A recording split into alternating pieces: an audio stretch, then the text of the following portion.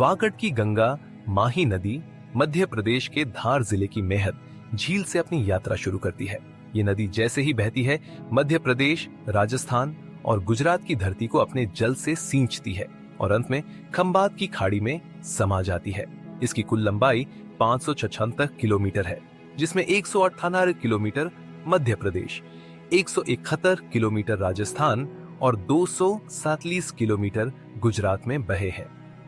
राजस्थान के बांसवाड़ा जिले के बोरखेड़ा गांव में माही बजाज सागर बांध, जो राजस्थान का सबसे लंबा बांध है, अपनी विशालता से सबको मंत्र मुग्ध करता है। यहाँ से निकलने वाली 140 मेगावाट की विद्युत शक्ति राजस्थान की रगों में ऊर्जा भरती है।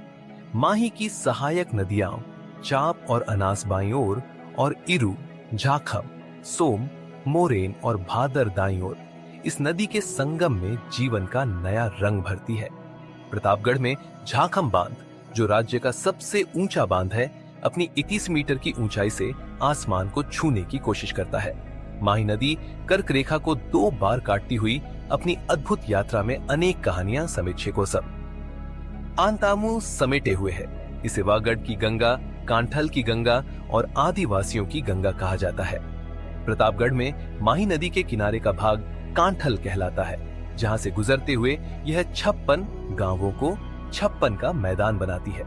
डूंगरपुर के नवाटपुरा गांव में माही, सोम और झाखम नदी मिलकर त्रिवेणी संगम बनाती है।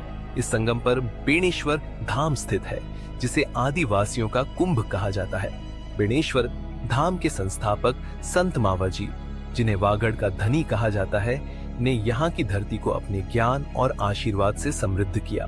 माही नदी राजस्थान में यू आकार में बहती है, जिसका प्रवेश और निकास दक्षिण से होता है। इस अद्भुत नदी की लहरों में छिपी है अनगिनत कहानियां, जो हर मोड़ पर नए अनुभवों का एहसास कराती हैं। माही नदी, वागड़ की गंगा, हमेशा जीवित रहेगी, अपने प्रवाह में जीवन की धारा को संजोए हुए।